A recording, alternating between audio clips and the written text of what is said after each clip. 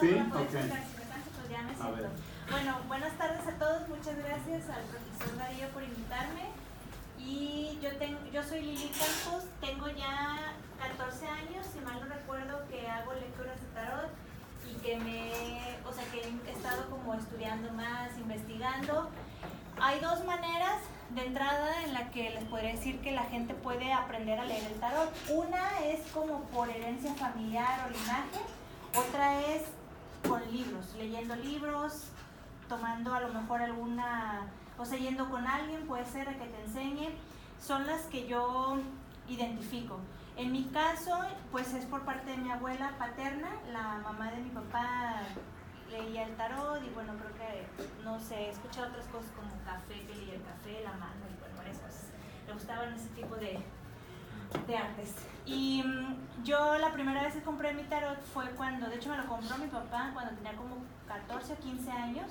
Fue el tarot de Marsella, que es uno de los tarots más antiguos que hay y es el más tradicional también que existe. Hoy en día hay un montón de tarots, hay hasta de comida y de gatos y de no sé qué tanto, pero bueno, si... Ese no lo he visto, de gatos. Sí, hay hasta de hamburguesas y no sé qué han sacado. Si van al mercado Corona van a encontrar una gran variedad de tarots, que ojo que los tarots de ahí no son originales, son imitación. Hay una tienda por Vallarta, me parece, donde antes era Tarots del Mundo, ahorita le cambiaron el nombre. Enfrente de Chay. Ajá, ahí yo he comprado mis tarots, sé que son originales y te das cuenta por la calidad. Bueno, el de Marsella para mí en mi caso es el favorito, pese a que yo no es el que tengo en este momento, sí lo tenía antes, fue con el primero que inicié las lecturas porque creo que es el más tradicional. Y en la historia ahorita que les vaya explicando, pues van a ver por qué. Los orígenes y la historia del tarot. No hay un solo lineamiento en cuanto viene de este lugar. Hay como una especie de rumorología, o sea que puede venir de una parte, puede venir de otra. En algo en lo que creo que todos coinciden es de que tiene mucha influencia de la cultura egipcia. Eso es como algo general. Ahorita estaban acá preguntando los chicos que si era de una religión o algo. No es de ninguna religión, porque el tarot en sí mismo lo que hace es como encriptar conocimiento, sabiduría espiritual de diferentes religiones y culturas, pero ciertamente con una base muy marcada como de la cultura egipcia. Entonces no es una sola religión, o sea, no importa que tú seas, no sé, budista, musulmán, judío, digo no importa, sin embargo esto no quiere decir que necesariamente, porque de hecho no lo aceptan, ¿no? O sea, sabemos que hay, bueno, no sé si lo aceptan, las religiones en su parte más ortodoxa y pura, dogmática, nunca van a aceptar ningún arte divinatorio, como le llaman a lo que sería, por ejemplo, una lectura de tarot. Ni en el cristianismo, ni en el judaísmo tampoco, mucho menos en el islam. Eso sí se los puedo asegurar. La parte más ortodoxa, pues. Hay otros, por ejemplo, tú puedes ser a lo mejor judío y no necesariamente eres tan dogmático, y puede ser que de repente tú, no es que necesariamente practiques, pero a lo mejor que te relaciones con gente que lea el tarot o cosas por el estilo. Bueno, entonces el tarot es una mezcla de conocimiento, vamos a ir viendo los arcanos, les voy a ir explicando ahorita, es una mezcla de varias culturas y conocimiento de diferentes culturas, y representa el trabajo y las distintas etapas del ser humano para llevar a cabo su evolución. No lo voy a explicar aquí, pero se los puedo mencionar rápido como algo que si a ustedes les llama la atención para que lo puedan investigar. No es coincidencia que han oído hablar acerca del árbol de la vida y la sefirot. Son 10 y son 22 en total conexiones que están del árbol de la vida, y son 22 arcanos mayores del tarot. No es coincidencia, tienen una relación porque representan las etapas del ser humano para llevar a cabo su evolución. Esto, lo que les expliqué, les mencioné ahorita de la sefirot, tiene que ver con Cábala, que es el misticismo judío. Lo pueden investigar ustedes como dato extra. Pero la cuestión es de que está está relacionado, o sea, de alguna u otra manera, el ser humano siempre a través de la historia ha buscado, el conocimiento es universal, o sea, las culturas llegan, lo agarran y lo acomodan según su tiempo, circunstancia, necesidades, pero el conocimiento está ahí, es como parte de lo que hablaba, creo que Jung, del inconsciente colectivo, o sea, la sabiduría está ahí, cada cultura la va agarrando y la va moldeando según su necesidad y tiempo. Lo mismo pasa muchas veces con los profetas o con las personas que aparecen en determinados lugares, que son los líderes de ciertas religiones como Mahoma o puede ser Jesús, Buda en su caso, etcétera, ¿no? Krishna con el hinduismo y así los que van saliendo. En el caso del tarot, bueno, los arcanos mayores es lo que voy a explicarles aquí porque es la parte más importante y lo que marca la diferencia también entre, por ejemplo, alguien que lee las cartas, la baraja española, y alguien que lee el tarot, porque la baraja española no tiene los arcanos mayores. Eso es muy significativo, o sea, no se puede, a mi punto de vista personal, o sea, para mí la cuestión del tarot es algo tan importante y tan sagrado que muchas veces las personas no entienden la situación. O sea, tener una lectura de tarot no es que sea vulgarizado, pero ciertamente se ha popularizado. Y no está mal que el conocimiento se abra, lo que está mal es de que no se entienda o la gente lo vea como algo pasajero o morbo. Más que nada, la cuestión del morbo es lo que a mí me irrita bastante, cuando la gente nada más como por, ay, a ver, léeme el tarot, o yo sé leer el tarot, y realmente no saben ni qué están haciendo. Y no es lo mismo, les digo, o sea, como echar las cartas, bueno, es bien diferente, ya vamos a ir viendo esa parte. Por lo tanto, siempre en esta cuestión les recomendaría que tengan apertura mental, respeto y que, con toda honestidad les digo, no importa la religión que ustedes tengan, esto no es como de una sola religión o cuestiones de ese tipo. Ok, vamos, les explicaba, bueno, lo que sí está como generalizado es de que tiene mucha influencia de la cultura egipcia, no solamente de los egipcios, también un poquito como de Grecia antigua, inclusive hasta un poco de sabiduría de los romanos, de Babilonia. O sea, fíjense que algo muy significante dentro del desarrollo del tarot también es cuando Alejandro Magno empieza a conquistar, porque Alejandro Magno tenía como esta idea, no es que fuese utópica, pues era su ideal, ¿no? De crear un puente o de mezclar lo que era Oriente y Occidente. Y por eso se empezó a helenizar mucho las culturas orientales. O sea, esta imposición que hubo fue a través de las conquistas de él. Y cuando empieza a surgir esto, se mezclan las culturas, se mezcla como el conocimiento, la sabiduría, y pues van saliendo cosas nuevas. También hay mucha influencia de eso en cuanto a el significado de los arcanos del tarot, los arcanos mayores. Bueno, hasta ahí el tarot, eso es como parte de los orígenes que se conoce. Después, el auge, o digamos que cómo es que vuelve a surgir. O sea, ahí la parte ahorita que les expliqué es cómo inicia, el inicio. Ya después queda como dormidito, no, o sea, estaba para cierto tipo de personas, probablemente gente que estaba, sacerdotes o sacerdotisas, gente que estaba más involucrada en esa área. No hay grandes cambios ahí, pasa mucho tiempo. Esa es otra parte que no se sabe muy bien, porque dices, bueno, si el tarot surge en Oriente, por ejemplo, en esta parte de Egipto, etcétera, ¿cómo es que llega a Europa? Porque después llega a Europa también. De hecho, el tarot ya como tal empieza a conocerse tanto en Italia como en Francia en 1520 y tantos. Y siempre se ha preguntado cómo. Bueno, mucho tenía que ver, en parte, la religión es lo que ha ido, las diferentes religiones es lo que ha ido, como el sincretismo, ¿saben qué es eso, verdad? Sí. ¿Sincretismo? Sí. No es algo tan abierto, pero eso, o sea, cuando hay como migraciones, desplazamientos, la gente va cargando con cosas, conocimientos, o sea, es inevitable, pues, si se van fusionando cosas. Esa es una como teoría de cómo se pudo haber pasado de lo que era Oriente a la parte de Occidente, a Europa occidental. Hay otra que habla más de las cruzadas, porque en el tiempo de las cruzadas hubo mucha mezcla, o sea, y realmente los que eran, por ejemplo, bueno, no me voy a meter mucho en eso, pero por ejemplo, los templarios cuando cuidaban las cosas sagradas, pues solamente ellos saben, o sea, ni siquiera hoy en día sabemos realmente qué cosas sagradas había, ¿no? O sea, qué tantas cosas se cuidaban, qué tantas cosas eran abiertas, pero esa es otra versión de cómo llega a Europa, a través de las cruzadas.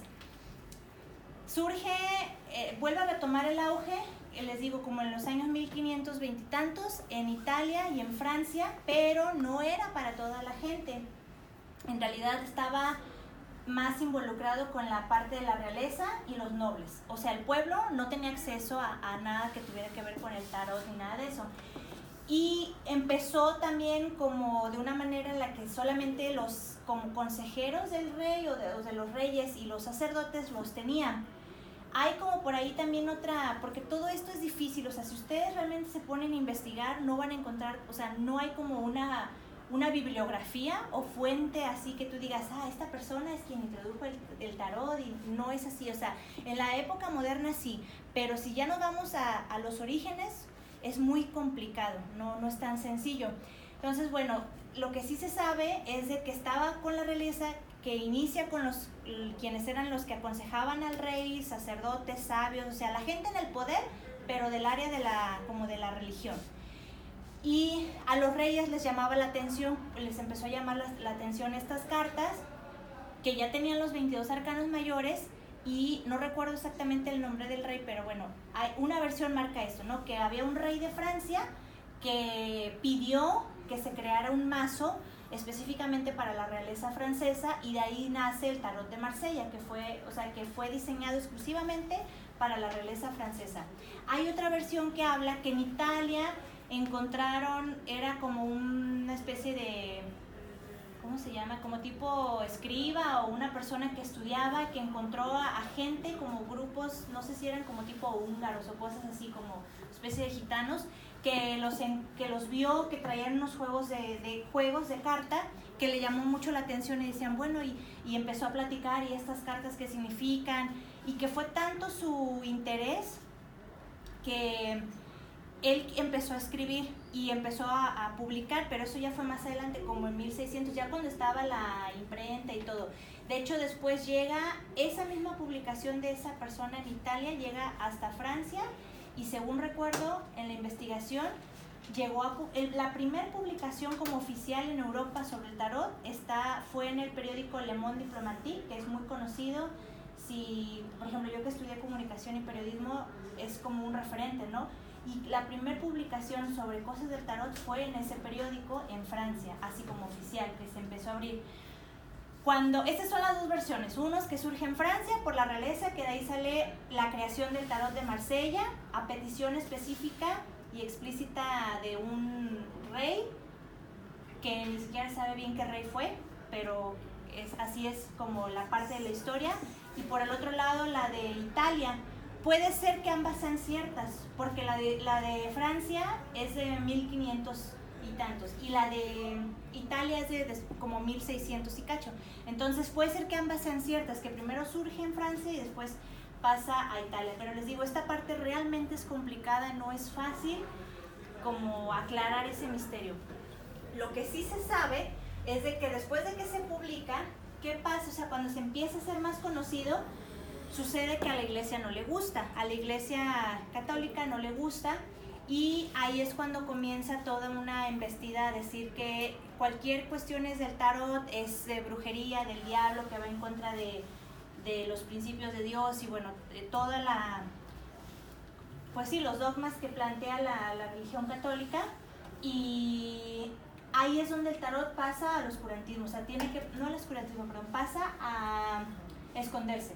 No puede ser público, ¿por qué? Porque ahora sí que la Inquisición te mandaba a la hoguera o un montón de cosas más, y empieza a ser underground, totalmente, en ese momento, porque de hecho fue como que todo un escándalo cuando lo publicaron en el periódico, en el de Le Monde Diplomatique, o sea, no recuerdo el nombre del papa que estaba en esa ocasión, pero que se escandalizó, y que cómo era posible que dieran espacio, o sea, bueno, todavía a la fecha eso ocurre, ¿no? Que cómo dan espacios a ciertas publicaciones y que no sé qué, y quisieron censurar eso, y de hecho lo reprimieron, y ya no se podía publicar nada de eso.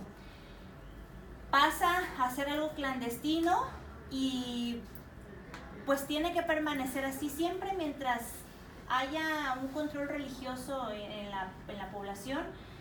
Otro tipo de conocimiento o sabiduría no va a tener cabida. ¿Por qué? Porque siempre va a haber alguien que quiera decir esto es lo correcto y esto es lo que no está bien.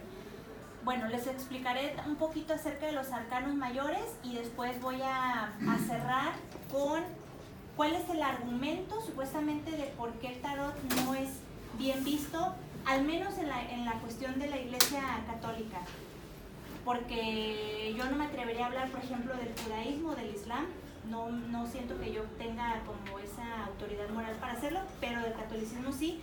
Y cuál es, o sea, por qué ellos dicen que no y cuál es como lo que se refuta, ¿no? O sea, la interpretación real de, oye, en realidad significa esto.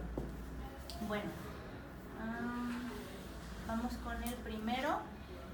Es el mago. Ustedes, sin que traten de leer, rolean. Ven ahí al mono que les da, como que sienten o que les transmite o no sé. Artesano. Ay, qué interesante, un artesano. ¿Qué más? ¿Alquimista? Un alquimista, ¿ok? ¿Qué más? Lo primero es que esto es bien intuitivo, no es tanto, ay, déjenme Un reflexionar. cocinero, Ajá. porque traigo hambre, cafetera, el pan, la mantequilla. Bueno, por aquí alguien dijo artesano, alquimista, cocinero.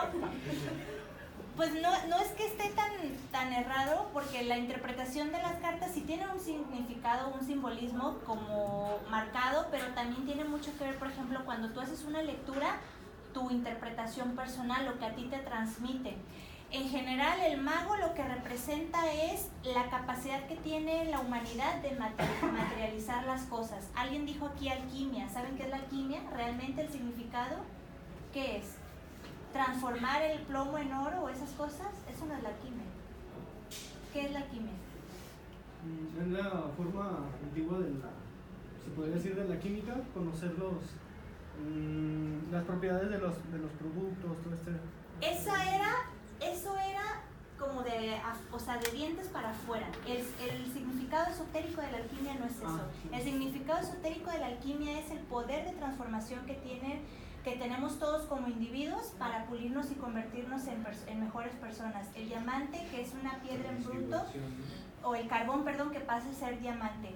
Ese es el significado esotérico real, o sea, esotérico, pues el que no es abierto, que no se conoce, de la alquimia. El que todo el mundo ha escuchado en historia, en otras cosas, es precisamente el que dijo aquí el compañero sobre los procesos químicos y esa onda. Pero en sociedades discretas ese no es el significado, ¿ok? Bueno, pero representa el mago esa capacidad, o sea, es un alquimista ciertamente, todos somos alquimistas, la capacidad que tenemos de transformar nuestra propia realidad a la que nosotros queramos. No somos víctimas del mundo, ay, pobre de mí, es que qué horrible circunstancia, nací aquí, todo mal, eso no. Y representa también esa, cuando escuchan ustedes que dicen, es que el ser humano fue creado a imagen y semejanza de Dios, no se refiere a que necesariamente Dios tenga un cuerpo humano, se refiere a que tenemos una capacidad creadora. O sea, nosotros somos como un espejo del creador y tenemos una capacidad de creación también. Eso es parte del simbolismo más importante del mago. Dentro de... Les puedo pasar la presentación si quieren para que la tengan y a ver que la vean con más calma. Luego sigue la sacerdotisa, es el arcano número 2. Representa la fuerza divina femenina, como la esencia femenina, la fuerza divina femenina en nuestro mundo.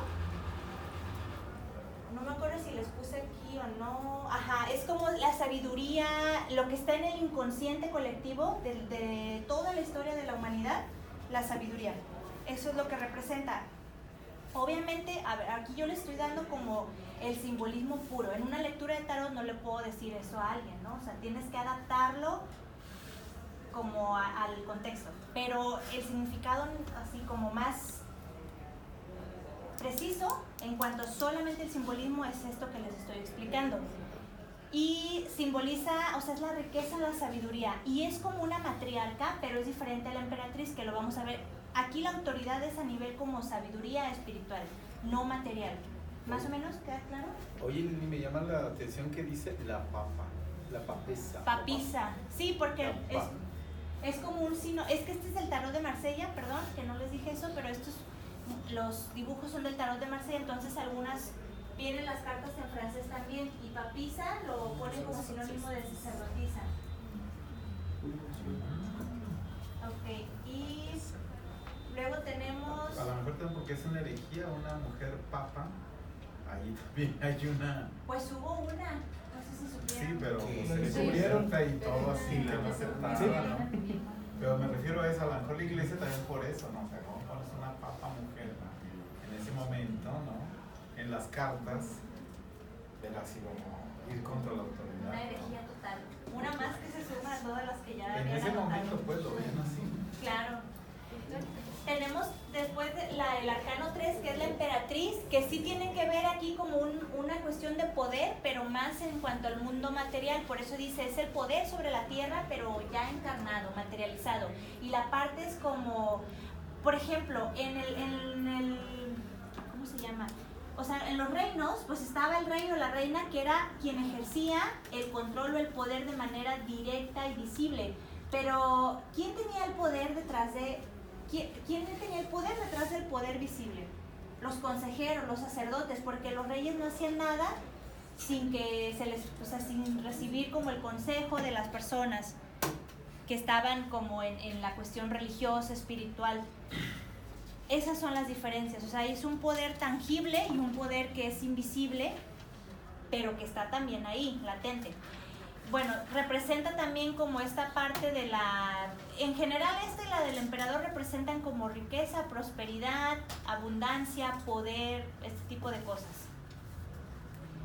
Y bueno, este es el aspecto femenino, en el caso del emperador es el aspecto masculino, y también representa como el discernimiento, o sea, es el poder, pero no a lo loco, o no como... Porque si tú eres un rey, y eso sí lo he dicho yo muchas veces en una lectura, si tú eres el rey, no tienes que hacer, o la reina, no tienes que hacer actos bestiales, salvajes, desesperados, porque el poder está dentro, ¿no? O sea, tú sabes que tú tienes el poder, no tienes por qué ponerte como, no sé si me entiende lo que trato de decir.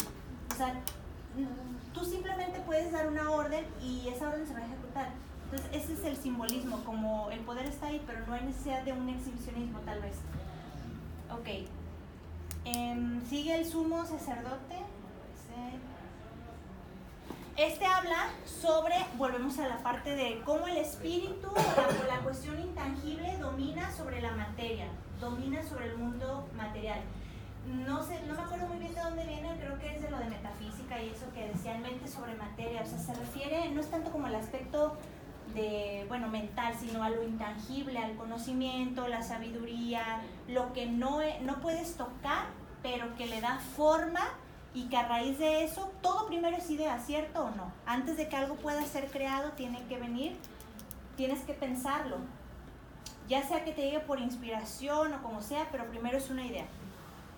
Esto es como el poder de lo que representa. Igual se ve que es una persona tranquila, se representa como alguien mayor porque la sabiduría no, o sea, la sabiduría viene de la experiencia, es diferente al conocimiento. Entonces también por eso siempre el arquetipo es como de alguien que ya sea mayor. Puede ser un alma, representar un alma que sea vieja, no necesariamente que la persona, el individuo en una lectura tenga que ser alguien ya mayor. Después tenemos los enamorados, que este está bien bonito el significado. Dice, es el amor físico engendrado del amor espiritual. Sí, del amor espiritual. El amor es el eje de la evolución de los seres humanos, de los seres y la creación de todas las cosas. Porque cuando tú haces, y también aquí lo podré relacionar a la intención, cuando tú haces algo con una determinada intención, marca una enorme diferencia. Por ejemplo, eso por una parte. También lo puedo relacionar yo. ¿Conocen o escucharon acerca del estudio que hizo el doctor japonés, creo que era japonés, Masaru Emoto? de hablarle a las plantas, al agua y todo eso, Sí. también se relaciona ¿cómo? ¿Pero qué tiene que ver? Porque es la energía, la intención. O sea, el amor no necesariamente es algo que yo puedo tocar, o sea, es como la energía, la vibra que yo le pongo a las cosas. Y ahí sí lo pudo demostrar él, ¿no? A través del agua, cómo cambiaban las figuras, las moléculas del agua, las plantas. A eso se refiere. Y también marca, por eso está Cupido, que viene de arriba, que está como con la flecha. Fusión del espíritu con la materia. Y bueno, hacia un nivel más, como más mundano, en muchas lecturas se puede hacer una interpretación como estás en una disyuntiva para tomar dos decisiones. Pero les digo, hay un significado profundo, esotérico, y hay un significado más mundano, que no quiere decir que esté mal, o sea, que, bueno, entonces no lo puedo aplicar. Sí, pero no necesariamente en una lectura de tarot te vas a poner tan profundo no, mira esto, y que a veces sí, pero no en todas las ocasiones. También puede significar eso, bueno, tengo que tomar una decisión, hay una disyuntiva, tengo dos opciones. Después sigue el del arcano del carro, que simboliza pues el movimiento, el constante cambio, más que nada porque no hay nada, lo único seguro es el cambio. Sabemos que no puede haber nada que sea permanente, que pueda ser estático. Y también habla, ¿ya llevaron hinduismo? No. Bueno, les voy a dar un pequeño adelanto. Es una representación en la historia de lo de Krishna, Krishna va en una carroza con Arjuna. Arjuna es un guerrero y Krishna es una encarnación de Vishnu, es la octava encarnación de Vishnu.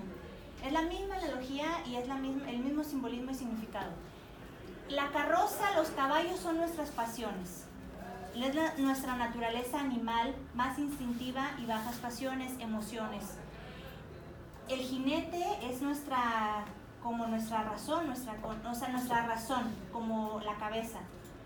Y el jinete tiene que ir a cargo, porque si los caballos van a lo loco desbocados, pues ahí, se puede ir por lugares equivocados. Y en la cuestión de lo de Krishna que les mencionaba,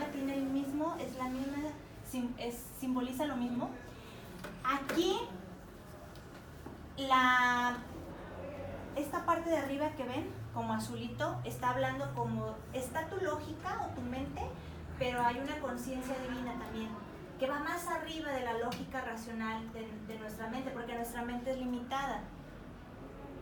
Y ese es el simbolismo de las estrellitas con la cosa esta azul. Y en el caso de lo de la analogía con Krishna, pues Krishna es la conciencia, ¿sí? ¿Entienden esa diferencia entre mente y conciencia? Bueno, a grandes rasgos es eso. Entonces por ejemplo, nuestra dirección de vida, de camino que nosotros tomemos debe estar marcada por nuestra razón, pero por una guía más elevada, por una conciencia más elevada, no solamente por lo pasajero, ya quiero esto y no me importa nada, o solamente pienso aquí en lo que yo puedo tocar, en esta vida hedonista, sino pensar más elevado. Ese es el simbolismo del carro. Luego sigue la justicia, que es como el equilibrio, y también representa que, hay una justicia, o hay como un tribunal. Tanto aquí hay leyes humanas, pero también arriba hay un tribunal. Eso sí viene muy marcado, por ejemplo, en varias religiones. Sé que en el judaísmo, en el cristianismo también, no estoy tan segura en el islam, creo que sí. Pero es como, bueno, tus acciones siempre van a tener una consecuencia. En el hinduismo, por supuesto que está marcado por la reencarnación, después en qué vas a reencarnar y todo esto. Uno no escapa a la justicia de alguna u otra manera. Así a grandes rasgos, eso es lo que representa. Y la justicia es severa. Ustedes pueden ver ahí una espada, porque hay una diferencia entre justicia y misericordia. ¿Qué es la justicia? ¿Alguien me puede decir? ¿Qué es hacer algo justo? Como en medio, la mitad entre dos puntos, pues tomar una decisión salomónica, equilibrada. La justicia es darle a cada quien lo que le corresponde, pero no interviene un acto de misericordia. Es decir, en la justicia, tú hiciste esto, bueno, a ti te toca esto. A mí no me importa que aquí me llores, te revuelques, me pidas perdón. O sea, es una acción y reacción, una causa y una consecuencia, pero no hay misericordia. Por otro lado está la misericordia, que dices, bueno, a esta persona hizo esto, le tocaría, merecería este castigo, o que le pasara esto, o que yo con mi poder pudiera hacer esto, pero no lo hago porque tengo misericordia. O sea, esto es diferente. Esto también viene muchísimo en Cábala. Hay en las columnas una que es el juicio y otra que es la misericordia. Por eso la justicia trae una espada, porque en la justicia no te están hablando de misericordia. Ahí es, hiciste esto, te toca esto y se acabó. Después tenemos el ermitaño, que habla sobre es como esa perfecta unión entre el mundo mental, el mundo físico, lo que nosotros podemos tocar, y nuestras emociones. Por eso está representada por el número 9, y es 3x3 de lo que les acabo de explicar. Representa también la búsqueda de la verdad, puede ser como el filósofo, ese arquetipo de la persona que siempre se está cuestionando, investigando, que ciertamente se recluye del mundo para poder, como en los procesos de iluminación, por ejemplo en el caso de Buda, está la historia de un cabalista que se llama Isaac Luria, que es el padre de la cábala moderna, que también se fue y se recluyó para poder como tener ese proceso de estudio y de iluminación. Está cuando Jesús se va a los 40 días al desierto. O sea, es como un proceso de recluirse para tratar de encontrar la verdad, y por eso representa esta búsqueda y la sabiduría. Y también el arquetipo se ve como una persona mayor, pero vuelve a lo mismo, porque la sabiduría viene a través de la experiencia. O sea, no necesariamente es por la cuestión física, sino la experiencia es lo que te da sabiduría. Una pregunta. Sí. ¿Así viene la carta, el 9? ¿Sí, el número romano? Está mal. No Sí. sé, a lo mejor hasta para contar en ese momento En la carta está así era, ¿no? Yo también la vi, dije, está mal, pero así viene tal cual. Así Sí. venía. A lo mejor no sé por qué. La lo han lógica puesto así de lectura, porque como 9 romano. Es correcta esa observación. Bueno, tenemos la rueda de la fortuna. Esta es muy... No que sea simple, pero yo creo que todos lo hemos escuchado. O sea, ahorita estás arriba, al rato estás abajo. Está lo de también la metáfora de las 7 vacas flacas y gordas que habían... El sueño de José. Ajá, exactamente. ¿Qué representa eso? Bueno, pues que uno siempre, no vamos a estar así todo el tiempo en el mismo lugar o con la misma abundancia o en la misma posición. O sea, que cuando estés arriba no se te olvide que ahorita estás aquí, pues, pero que al rato, o sea, vas a estar abajo, porque así es esto. O sea, y que si tú tienes esa capacidad de prever, pues vayas haciendo a lo mejor, si lo ves de una forma como más materialista o económica, pues ve haciendo tu ahorro. Si estás viendo que cada cierto tiempo se repite algo, prepárate para eso. También habla acerca de la ley del destino, porque, bueno, a lo mejor aquí no todo el mundo va a pensar de esta manera y está bien, pero en muchas religiones el destino existe como tal. Creo que, bueno, al menos les podría decir que tanto en el Islam, ciertamente, en el judaísmo también, no sé si tanto en el cristianismo como tal destino, en el hinduismo sí existe, y esto te habla como de ese camino del destino. O sea, sí tenemos un libre albedrío, pero no es tan libre como nosotros creemos. Es una paradoja. Trato de explicar de la mejor manera que puedo, pero es como hay una mezcla de ambas cosas. Sí tienes libre albedrío, pero también hay un destino que está marcado. Y esta carta representa precisamente eso. Y que al estar andando, pues tú vas encontrando ese mismo destino. Y la esfinge es la manifestación del poder divino en la evolución. ¿Ok? Bueno.